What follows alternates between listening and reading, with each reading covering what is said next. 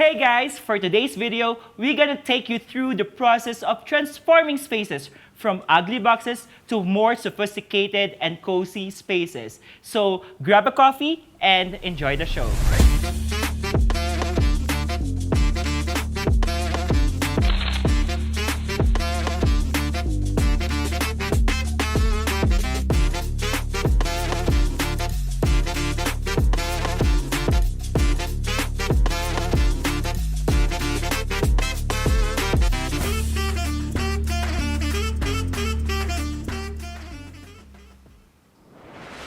As mentioned before, this video is to show you the process on how to stage a house. So the interior design is done, the hard finishes is been fixed, everything, lights are being fixed. So this video is how to decorate, how the soft furnishing relates to the interior design.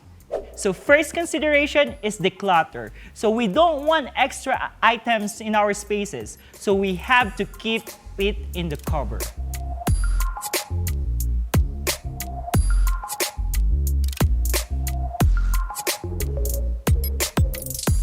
Second consideration is bringing in the right pieces, right amount of furniture, right sizes, and right style.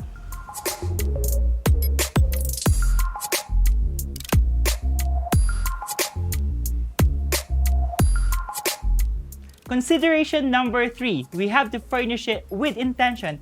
That means we have to select the proper accessories and furniture for the end user and for the overlook of the entire property.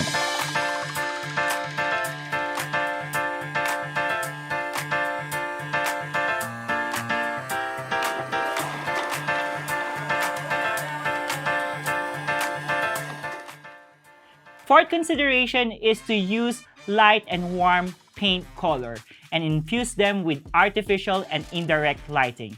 At the end of the day, everyone is aiming for that light and bright color.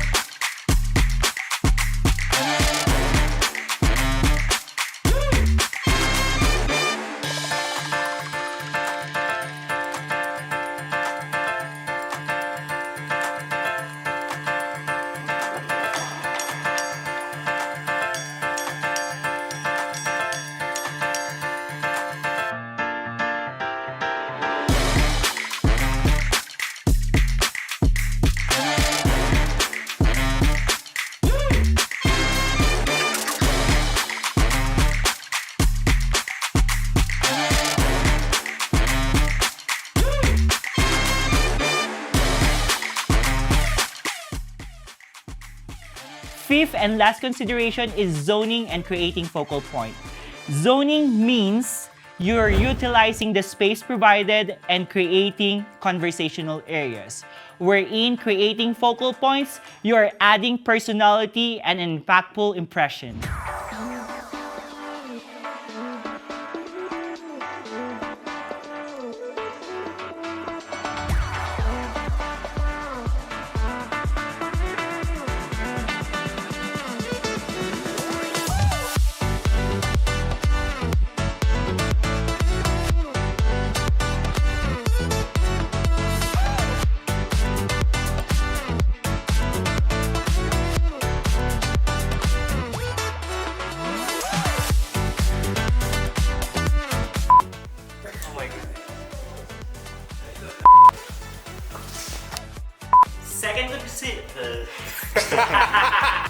Hey guys, for today's video.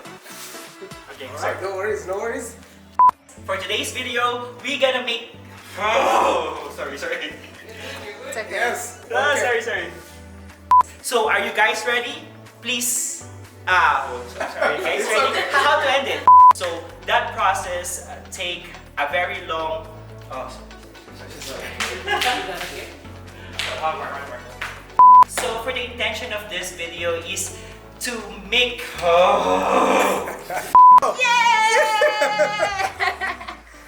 Consideration number 3, we have to